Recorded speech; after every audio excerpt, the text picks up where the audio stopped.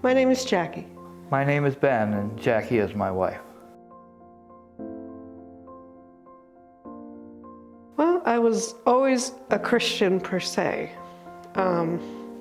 Went to church for funerals and stuff like that, weddings, but we never really went every week.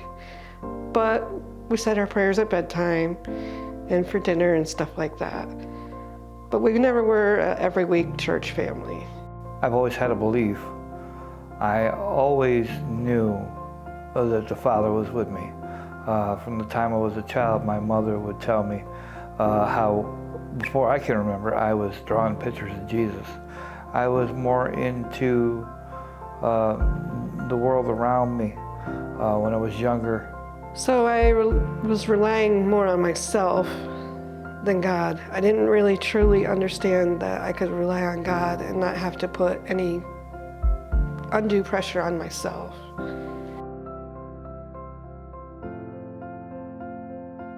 We had a very tough time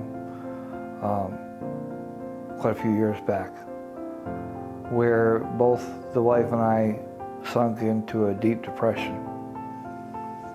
And there was a moment when, out of the blue,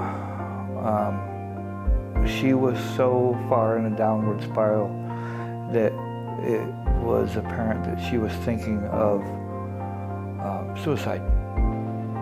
I took a page from the Bible, and for the life of me, I can't tell you what it was. But in that verse, it talks about how God, I believe, is in Matthew,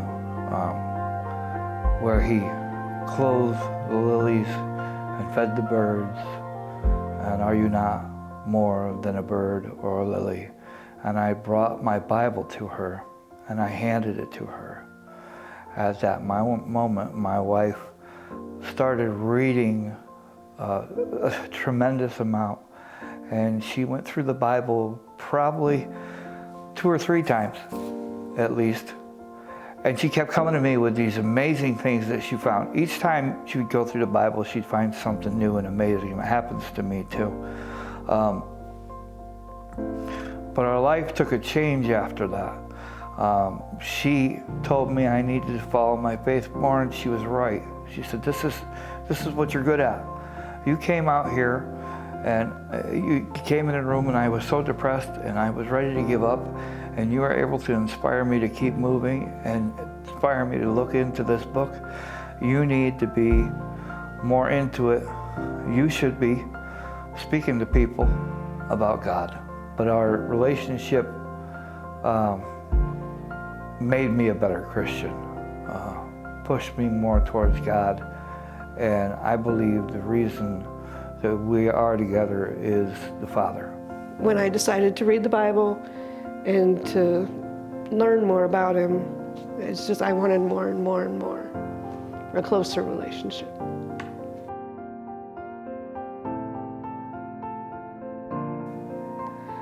I don't feel as much pressure on myself to make sure everything is perfect and have enough money, enough this and that, because I know He's providing for me.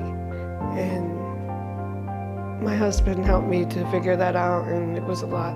It was comforting. My wife cannot have children. She can't bear children. We had thought about adoption, not very wealthy, and adoption is costly. So I had just about given up, and I told my wife about 2 weeks before I got the phone call. I said to my wife, I said, look, we're going to have to understand that we're not meant to raise children. It's not in the cards for us. Maybe we can, do something different and try to focus on other things. But it doesn't look like we're ever going to have children. And she said the same. And I remember that night, it was very poignant. We both rolled over and went to sleep. And we were both just devastated by that, but trying to find where to move on. And we prayed together, and we went to sleep. And within 2 weeks, I got a phone call from a young girl I knew. And she had asked me, she said, their social services is going to take my son away. I'm never going to see him again. They're going to put him in foster care, and I'm not going to be able to see him unless I can find somebody suitable to step in and take his care. And to which I said, look, I just got out of work. I'm in the middle of Saratoga. I'm not near home. Let me call my wife. Let me see what she has to say. I can't make this decision without her. And I called the wife, and her words to me were, he's 2.5 years old and he needs help. I said, yes. So he's a 2.5-year-old boy that needs help. Yeah. Why did you call me? Why did you even bother to call me? Go pick him up and bring him home, and let's help him. And he has been with us ever since. And he is one of God's greatest miracles in our life. He's taken us from a couple that were pretty much sad, but struggling, to every day there is a new joy. And every day we realize just how blessed we are and how God has blessed us with things. So, you know, and it's taught me one thing. You can't ever give up hope on something. There's always the chance that something's going to happen, that it's going to work out. And I believe that prayer that night took hold, and God said, you know, I believe he was saying, okay, I'm not going to give you children of your own. I'm going to give you a child that needs someone. And I think it's so true. There's so many children out there that need someone, and too few to do it. So it was an amazing blessing.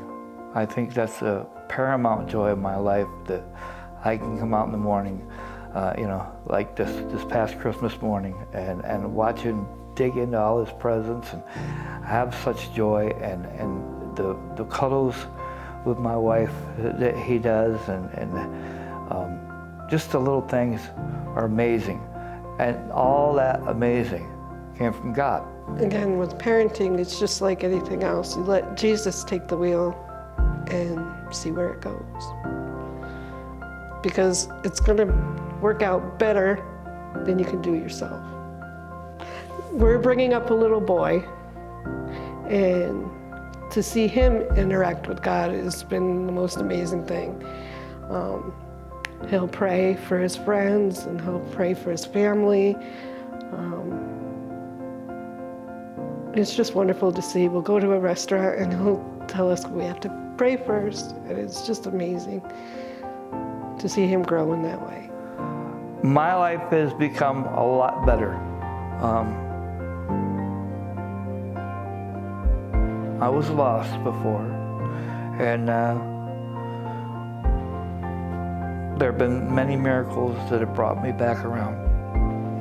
And one of the greatest miracles that I have is this church and Pastor Aaron. I came here in the saddest moment of my life, when I had to bury my mother.